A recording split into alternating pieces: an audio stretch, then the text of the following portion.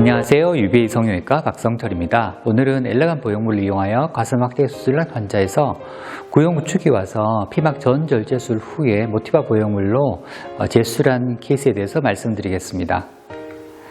이러한 가슴 변형을 가지신 분이 저희 병원을 내원하여 주셨습니다. 그래서 이분의 간단한 수술 이력을 말씀드리면 7년 전에 유륜절개로 가슴 확대 수술과 유두 축소술을 하였습니다. 그런데 이분 현재는 윗볼록이 있고 가슴이 굉장히 단단하며 유륜 흉터가 있고 또 알레간 리콜 사태로 인하여서 너무너무 불안하다고 하여서 내원하였습니다. 그래서 이분의 문제점을 간단하게 요약을 해보았는데요. 일단 첫 번째로는 3단계 정도의 구형구축이 있습니다. 그리고 우리가 흔히 말하는 윗볼록이라고 하죠.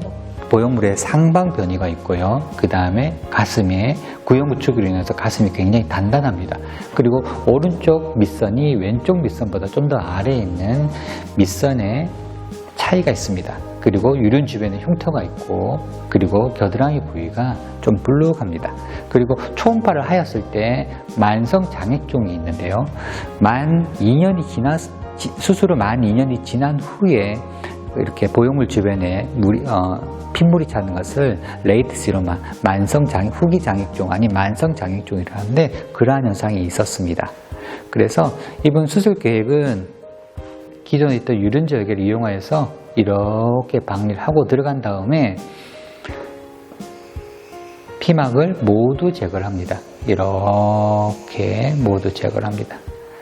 그런 다음에 밑선의 높이를 맞추기 위해서 오른쪽은 밑선을 좀 더 올려준과 동시에 이중평면 세 번째 방법을 썼고 왼쪽은 이중평면 두 번째 방법을 썼습니다. 그리고 부위방 제거술을 같이 하였습니다. 그리고 마지막에 봉합할 때는 유륜 흉터 성형을 같이 하였습니다.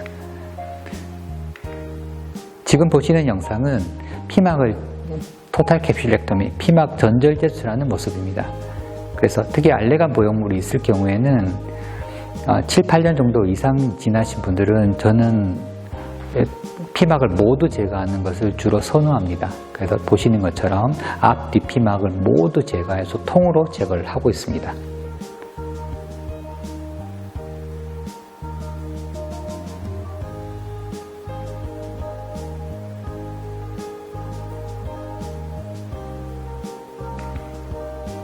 그리고 지금은 이제 수술 중 모습인데요. 자, 첫 번째 사진은 오른쪽 가슴에 피막을 모두 제거한 후에 임시 사이즈를 넣어서 본 모습입니다. 수술 전에 비해서 밑선이 좀 더 내려온 모습을 볼 수가 있습니다. 두 번째 사진은 이제 왼쪽 가슴에도 피막을 모두 제거한 모습인데요. 자, 지금 확연히 비교해 보아도 오른쪽 밑선이 좀 더 아래로 내려와 있는 모습을 볼 수가 있습니다. 그래서 세 번째 사진을 보시면 밑선을 조금 더 이렇게 올려주었고요. 이중평면 세 번째, 두 번째를 한 다음에 다시 밑선을 좀 더 올려주었고, 자, 여기서도 조금 더 부족한 느낌이 들어서 조금 더 이렇게 후딩이 되면서 좀 올라가게 만들었습니다. 그리고 자, 이 모습은 피막을 다 제거한 모습인데요. 피막을 제거한 모습, 그리고 이것은 이제 오른쪽, 왼쪽 피막인데 앞 피막을 이렇게 분리를 한 모습입니다. 그래서 알레간 보형물 그리고 피막을 모두 제거한 모습입니다. 수술 후의 모습입니다. 수술 전에 이렇게 윗볼록 그리고 밑선 차이가 잘 교정되었음을 알 수가 있습니다. 그리고 그 환자분에서는 초음파에서 레이트 시로마, 장액종이 있었는데요. 장액종의 원인에 대해서 간단하게 말씀드리겠습니다. 장액종은 수술 후 상당한 시간이 지나서 발생하는 것을 후기 장액종이라고 합니다. 그래서 그 시간의 기준을 임의로 2년이라고 우리가 기준으로 정하고 있는데요. 수술 후 2년이 지나서 장액종이 발생한 것을 후기 장액종 아니면 만성 장액종이라고 합니다. 그래서 지금까지 밝혀진 원인은 물리적인 충격이 일단 기본적으로 텍스처드 보형물을 넣은 경우입니다. 그리고 물리적 충격이 있거나 미세 감염, 악성 종양이라면 우리가 흔히 말하는 역형성 대세포 림프종입니다. 요 세 가지 경우에 올 수가 있는데요. 이렇게 초음파를 보았을 때 보형물에 외피가 있으면 보형물의 외피 바깥쪽으로 이렇게 액체가 차 있는 것을 장액종이라고 합니다. 그래서 첫 번째 원인은 물리적 충격인데요. 사실 이런 경우가 가장 많습니다. 물방울 보형물이나 텍스처드 보형물을 해서 주로 발생하고요. 가슴 부위에 충격이 가해졌을 때 보형물의 표면과 피막의 결합이 분리가 되면서 피막 표면에 상처가 발생하고 피막에서 진물이 나와서 보형물 주변에 고이는 것입니다. 우리가 물집이 생겼다가 터지면 진물이 나듯이 피막에 그러한 현상이 발생한다고 보시면 됩니다. 그래서 이때 반드시 감별해야 될 것이 역형성 대세포 림프종과 잘 감별을 해야 되고요. 그리고 서서히 흡수가 됩니다. 그러다가 또 충격이 가해지면 또 반복합니다. 그래서 이게 발생했다, 흡수되었다, 발생했다, 흡수되었다.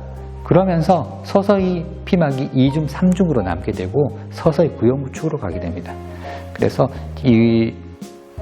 이러한 경우에는 이것을 치료하기 위해서는 보형물과 피막을 완전히 제거하고 스무드 보형물로 교체를 해줘야 됩니다. 그래서 이렇게 장액종이 있을 때 피막의 모습이고요. 제거할 때 모습을 보면 피막이 지금 여기도 지금 피막이 있고 여기도 지금 피막이 있습니다. 피막이 2개 생겨 있습니다. 그리고 다 제거를 한 다음에 보면 피막이 이렇게 3중으로 생겨져 있는 경우도 있습니다. 그래서 2중 피막, 구형우축이 장액종과 함께 잘 동반되는 모습을 볼 수가 있습니다. 그리고 미세 감염인데요. 가슴방에 세균이 환자의 면역력, 가슴방에는 세균이 있다가 환자의 면역력이 떨어졌을 때 가슴방에 있는 세균이 활성화되면서 발생합니다. 그래서 심한 스트레스를 받았거나 아니면 심한 감기 몸살 후에 혈액을 따라서 세균이 가슴방에 침입해야 해서 발생한다고 알려져 있고, 증상으로는 장액종도 찹니다. 그러지만 가슴 주변에 이렇게 붓기와 함께 뜨끈뜨끈한, 그러니까 염증의 소견이 주로 나타납니다. 그리고 초음파를 보면 주변에 염증 조직이 있는 것을 볼 수가 있고, 그리고 절개를 해보면 이렇게 우윳빛깔의 염증에 흔히 말하는 고름이 줄줄줄 흐르는 모습을 볼 수가 있습니다.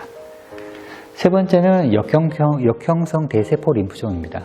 우리나라에는 2명의 환자분이 발생하였습니다. 그래서 많은 분들께서 관심을 많이 가지고 계신데요. 역형성 대세포 림프종의 원인은 지금까지 알려진 것은 3가지입니다. 텍스처드 보형물이고요. 그 다음 2번째는 보형물 주변의 미세 세균 감염, 그리고 3번째는 유전적 요소입니다. 그래서 피막이 있고 보형물이 있으면 보형물 주변으로 해서 이렇게 푸른색의 장액종이 차 있는데, 그 장액종에는 림프종이라는 암세포가 이렇게 같이 섞여서 차는 것을 역형성 대세포 림프종이라고 합니다. 전자현미경으로 봤을 때 사진입니다. 그래서 증상으로는 대부분에서 장액종이 동반이 됩니다. 장액종 단독으로 있거나 76%, 장액종과 함께 종괴가 만져지거나 장액종과 함께 구형구축이 오거나 등등 대부분에서 장액종이 동반됩니다. 보통 보형물 삽입 후 7년에서 10년 후에 갑작스러운 가슴 붓기와 함께 장액종이 발생합니다. 그리고 후기 장액종의 약 9%가 림프종이라고 외국의 논문들에서 밝혀지고 있습니다. 그리고 가슴의 외상이나 염증 등의 원인이 없이 가슴이 붓는다면 반드시 림프종을 의심해 봐야 되겠습니다. 그런데 이때 발생하는 장액종은 약간 커지는 게 아니라 굉장히 많이 커집니다. 기본 300에서 500cc 정도가 커지기 때문에 육안적으로 쉽게 구별이 됩니다. 감사합니다.